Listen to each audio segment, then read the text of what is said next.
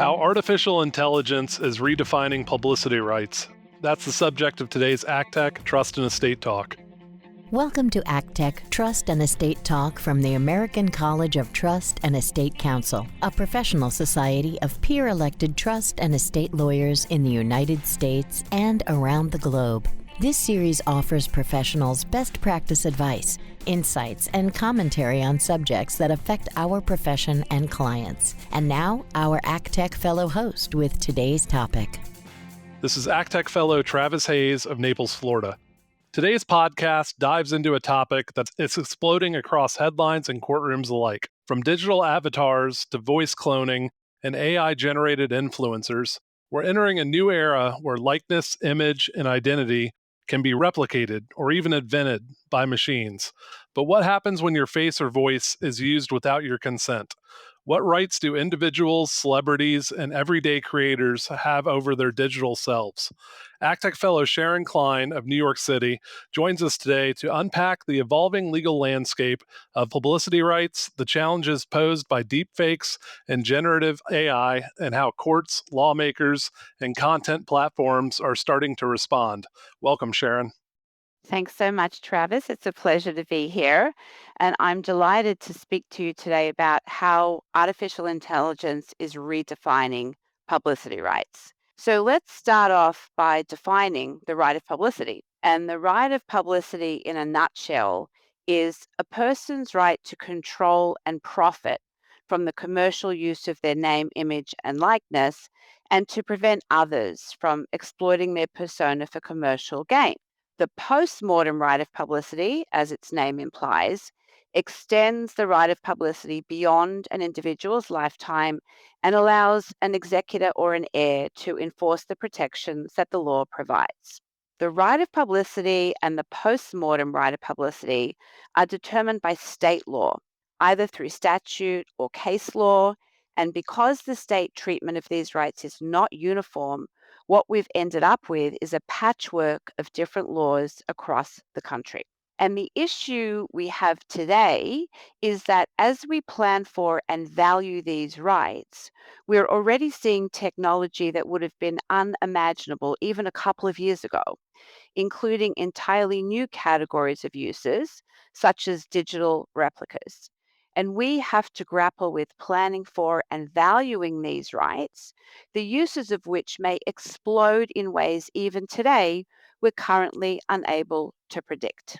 Technology, like the ability to create digital replicas, creates new challenges because with a digital replica, people never die. They're immortal. And the rights of publicity laws in many states have been in effect for decades. They were enacted when today's technology was inconceivable. So what does all that mean?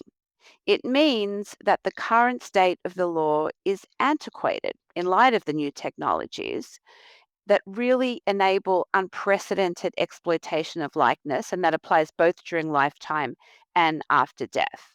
So what I thought would be helpful would be to look at 3 case studies to illustrate the issues. And the first case study involves the band ABBA, a very popular band in the 1970s and early 1980s. And there's currently a revolutionary concert experience now playing in London. It's an especially designed unique theatre using digital avatars. And for the band ABBA, the avatars are called ABBAtars. Cute. The concerts use motion capture technology to create virtual ABBA performances with these avatars, and the band members appear as they looked in 1979 when they were in their 20s. I personally went to one of these concerts, and to say that the avatars were holograms does not even begin to do it justice. The ABBA band, who by the way are all nearly 80 years old, looked as they did when they were 25, and they sang to me right before my very eyes, and it was spectacular. Now, the budget for this concert experience was reportedly $175 million, which makes it the most expensive live music experience in history. But listen to this, through 2024, it's reported to have contributed $1.7 billion to the London economy. So big bucks are certainly at stake here. And the legal framework in this case was that there was full consent and participation from all the ABBA band members. But of course, there's huge potential to create posthumous performance rights because although the ABBA band members all happen to be alive, they needn't be, right, for these concerts to continue. We have the technology to reincarnate deceased performers. The second case study I want to talk to you about involves Al Michaels, the famous sports commentator. NBC used AI generated versions of Al Michaels' voice for personalized Olympic recaps during the 2024 Summer Olympics in Paris. The technology was a high quality AI voice recreation trained on Al's past NBC appearances, and the AI voice could greet viewers by name and provide customized content. Al Michaels' initial reaction was very skeptical that they could pull this off, but he himself called the end result astonishing and amazing. The legal framework here also was authorized use with NBC compensation to Al Michaels, and that demonstrates voice cloning with the consent of a living person. But of course, there is also the potential to create posthumous voice cloning, which happened in the estate of comedian George Carlin, who died in 2008.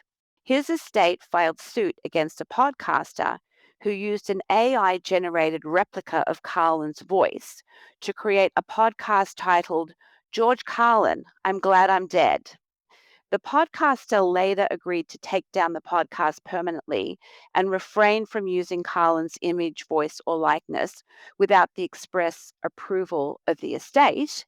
And this case happened in California. And on the heels of this case, California enacted legislation in 2024, which bans the use of digital replicas of deceased performers without estate consent.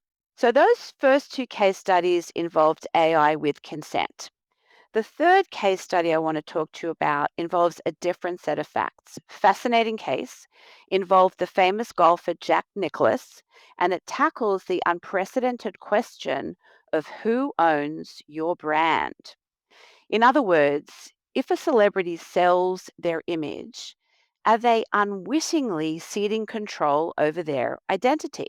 And what happened in this case is that Jack Nicklaus sold his name, image, and likeness to the Nicholas companies in 2007 for $145 million. It was reported to be part of a broader estate plan to cash in on his name, to give $20 million to each of his 5 children and some of the money to charity. However, the Nicholas companies claimed exclusive ownership rights to Jack Nicklaus's name, image, and likeness, including their alleged right to create AI replicas of Jack to use as they determined, and they claimed Jack Nicklaus himself couldn't independently engage in his own commercial activities using his own identity because they said, we own your brand, Jack Nicklaus, we own you. Jack Nicklaus had a court victory in New York in March of 2025 when the New York court ruled that Nicklaus, in the particular contracts he signed, did not unambiguously transfer his exclusive perpetual name, image, and likeness rights, which would in effect have constituted a permanent non-compete as against himself. The court held that he retained full control over his personal brand and endorsements. So, although Jack Nicklaus ultimately won that case, it really underscores the warning that it can be fraught with risk to allow someone else to use a celebrity's identity, because once you cede your control, it's very difficult to regulate how the celebrity is portrayed publicly. And I think the lesson we learn from that case is that name, image, and likeness needs to be carefully valued and planned for through estate planning documents, including trusts, through licensing arrangements or other mechanisms to achieve a client's goals, to maximize the value for the heirs, and to minimize the estate tax impact. So let's move now to how AI impacts planning and valuation of publicity rights. In terms of valuation, in the high-profile 2021 case of the estate of Michael Jackson, which involved California's post-mortem right of publicity statute, that case really put squarely in the spotlight the big dollars that are potentially at issue when you're valuing name and likeness for estate tax purposes. And in that case, the estate originally valued Jackson's image and likeness at about $2,000 on his estate tax return.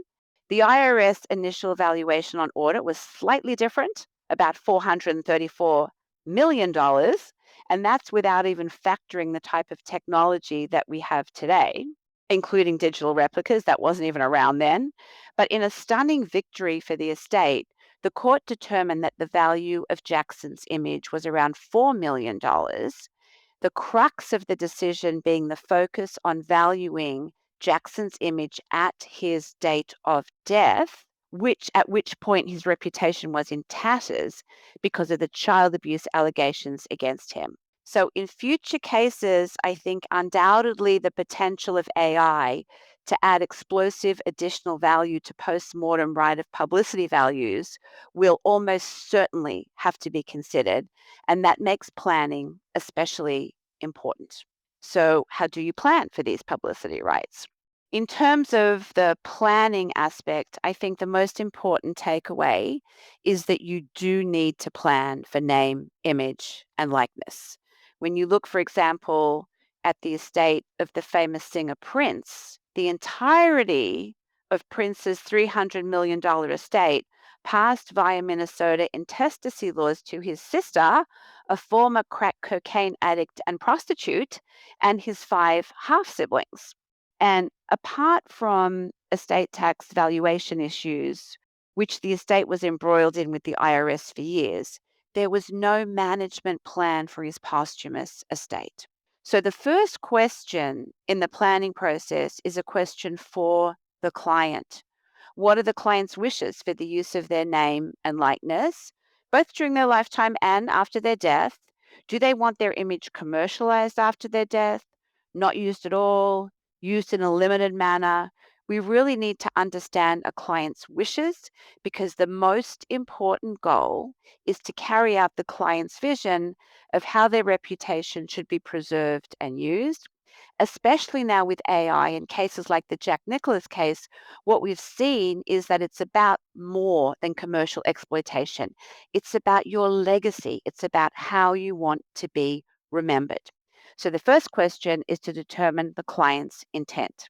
Once you've determined the client's intent, the second question is, how can we structure the ownership of the right of publicity to integrate it into a client's estate plan and maximize the value for heirs while minimizing the estate tax cost? And in terms of planning, I'm reminded of the old adage, there's nothing new under the sun, because the same techniques that have served us well in trying to reduce the value of other assets, like business assets, trying to slice and divide ownership among multiple structures to garner minority interest and lack of marketability discounts to minimize estate tax values, those same techniques might be just as applicable in this context too. Additionally, considering insurance to offset the increased value of the estate may merit consideration to provide liquidity.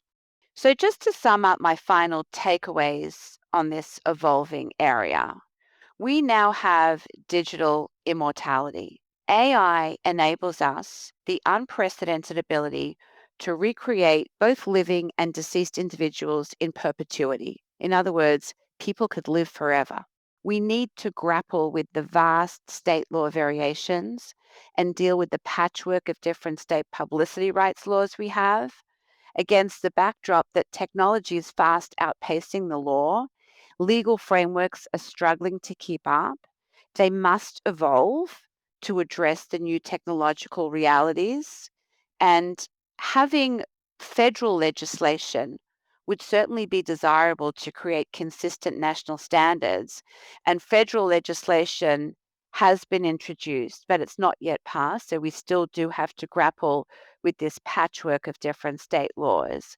And at the end of the day, I really think it's about balancing innovation, the new technologies, and the protection of the individual rights at issue. And the bottom line really is that I think today's discussion highlights the importance of working with a qualified team of multidisciplinary advisors to incorporate the latest technological advancements and legal developments in lifetime and estate planning to best position clients.